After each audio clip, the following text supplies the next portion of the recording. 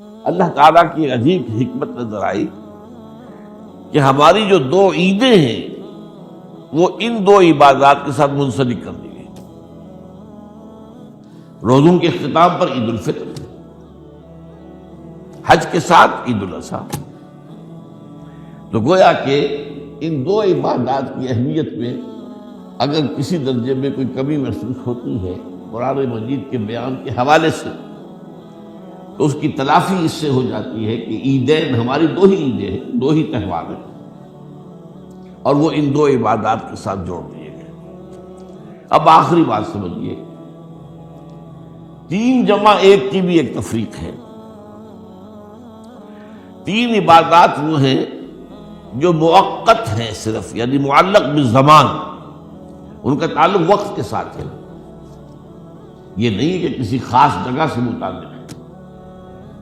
نماز ہر جگہ فرض ہے، ہاں البتہ اس کا وقت آئے گا۔ اگر سورج جو ہے نصف النہار سے ڈھلکے گا تو ظہر کا وقت ہوگا۔ اگر کسی وجہ سے اللہ تعالیٰ کی حکمت ہو کہ سورج وہیں کا وہیں کھڑا رہ جائے تو ظہر کا وقت آئے گا ہی نہیں، ظہر فرض ہوگی ہی نہیں۔ مغرب اسی وقت فرض ہوگی جبکہ سورج غروب ہو جائے۔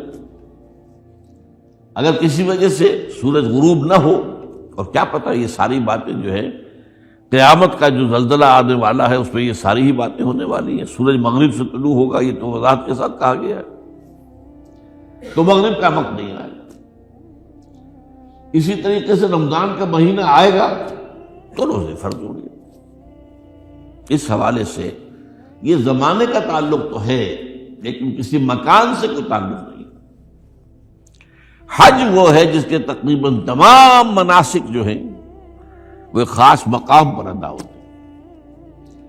آپ سفر کر کے جائیے، مکہ مکرمہ جائیے، اللہ کے گھر کا طواف کیجیے، پھر وہاں سے جو بھی روانگی ہوتی ہے یوم الترویہ 8 ذی الحجہ کو نکلیے اور جا کر منا میں قیام کیجیے ایک رات، پھر 9 کی صبح کو نکلے عرفات جائیے، عرفات میں شام تک قیام رہے گا، لیکن مغرب کی نماز کے وقت کے بعد وہاں سے نکلیں گے، مغرب وہاں پڑھیں گے نہیں، وہ جا کر مزدلفہ میں پڑھی جائے گی عشاء کے ساتھ ملا کر، چاہے کتنی ہی دیر ہو جائے۔